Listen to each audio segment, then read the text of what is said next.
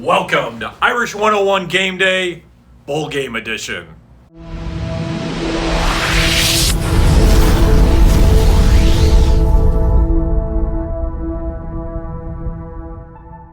Irish 101 Game Day is sponsored by the Notre Dame Football Heritage Project. Commemorate your first Notre Dame game with the Notre Dame Football Heritage Project certificate and help Notre Dame journalism students cover the Notre Dame Navy game in Dublin next season. Visit mysportsheritage.com. Irish 101 is also sponsored by Irish Illustrated.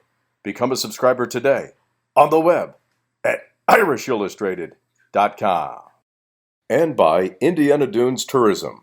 Why not extend your Notre Dame football weekend with a trip to the nation's newest national park? For information, visit indianadunes.com. I'm Len Clark with Irish 101. We're at the Camping World Bowl in Orlando, Florida, and our game day show today is going to begin with Phil Houk of Fighting Irish Preview and I's trip down to Orlando via Atlanta. It's 3:30 in the morning on Friday, and I'm heading off to the bus station in Highland, Indiana, to catch the Coach USA bus to O'Hare, to take a plane to Atlanta, renting a car, and driving to Orlando to cover the Fighting Irish football team.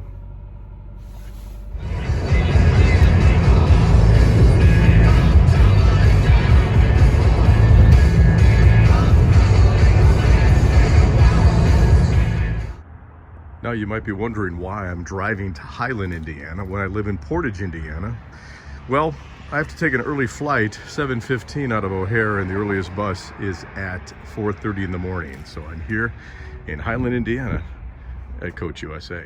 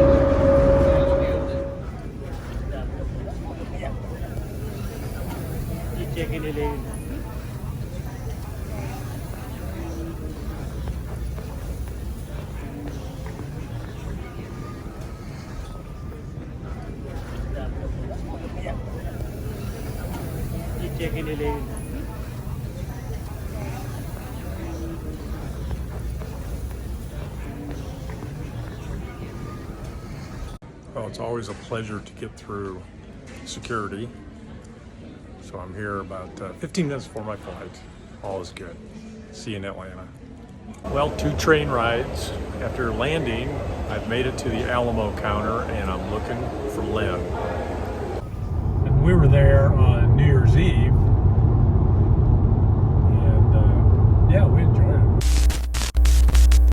Well, Len Clark, we're about 4 hours before game time right now, and it hasn't been a particularly positive vibe down here for the Irish. Some distractions maybe going on, and weather's become an issue. I think weather has a lot to do with it. It's raining outside right before the Camping World Bowl, a 40% chance of precipitation throughout the game. That might have an impact in the game, but right now, a lot of unhappy fans due to the weather. Well, I think it's, unhappy fans. At least it's warm out. Now, when we were down here 2 years ago playing LSU in the Citrus Bowl that time, it was not warm out, but at least it's warm out today. So the offense should be able to operate in that sense. But I'm just concerned about the attitude of the Irish, and you get a feel that Iowa State just wants this game maybe a little worse than the Irish do. Well, last night when we got into Orlando, we went out and we saw more Iowa State fans than we did Notre Dame fans, so maybe we were hanging out on the wrong side of town, Phil. Well, that wouldn't be unusual, but they are definitely fired up. The Iowa State fans are. The Irish, I think, superior athletes. Hopefully they can wear it down. Hopefully they can overcome some of those obstacles and play well today. They are 3.5-point favorites, and we're getting ready to go bowling. But the good thing is Notre Dame is in a bowl, and we're going to have a feature right now on Irish 101 Game Day about the bowl, and Phil, tell us a little bit about it as we intro it. Yeah, it's going to be fun. For a long time, Notre Dame didn't even play in bowl games because it was just kind of viewed as being a distraction from academics. And we'll stop right there because Phil's going to tell you the story.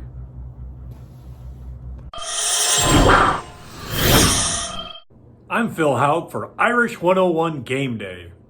After making one trip to the Rose Bowl in 1925, as a matter of university policy, Notre Dame did not play in any more bowl games for 45 years. That policy changed in 1969.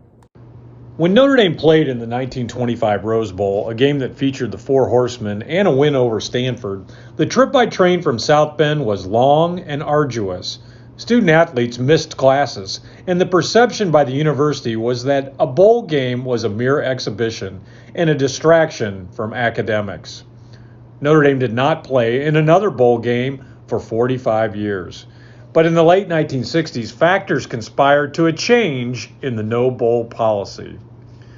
School President Father Theodore Hesburgh had been steadfast in favor of the no bowl policy, and the Notre Dame academic calendar at the time was structured so that bowl games were a significant disruption of academic schedules. And prior to 1968, the polls that determined the national champion in football had issued their final polls after the regular season and before the bowl games were even played. Things began to change with the hiring of charismatic head coach Ara Parseghian. Parseghian was a strong advocate for a change in the no bowl policy. Then in 1968, the Associated Press organization decided it would delay its final poll until after the bowl games. With this new timetable, participation in a bowl game became critical to hopes of winning national championships. Father Hesburgh also started to change his thinking on the matter. As the turbulent 60s progressed, Hesburgh became more focused on efforts to attract minority students to campus, and he saw the windfall from a bowl game as a source of funds to increase scholarships. Also, after the 1968 academic year, the Notre Dame changed its academic calendar, thus significantly reducing academic conflicts during bowl season. So on November 17, 1969, the 1-1 Irish accepted a matchup against number 1 Texas in the Cotton Bowl. Athletic Director Moose Krause made the announcement and also stated that all proceeds would go to minority scholarships. The game itself attracted the largest television audience that had ever watched a sporting event up till then. The back-and-forth affair saw the Irish take an early 10-0 lead that included a 54-yard TD pass from Joe Theismann to Tom Gatewood. But Texas outscored the Irish 21-7 the rest of the way, and a last-minute Notre Dame drive fell short. The Longhorns won 21-17. Texas won the national championship that year, and despite the loss, Notre Dame climbed 4 spots in the final AP poll to number 5. Since lifting the bowl ban in 1969, Notre Dame has played in 37 bowl games, posting an overall record of 18-19. And it has been speculated that during a time when there were considerably fewer bowl opportunities, the Irish would have played in 20 more games during their self-imposed 45-year bowl hiatus. For Irish 101 Game Day, I'm Phil Houk. And that's Irish 101 Game Day Bowl Edition. Stay tuned to Irish 101 and Fighting Irish Preview for post-game reaction.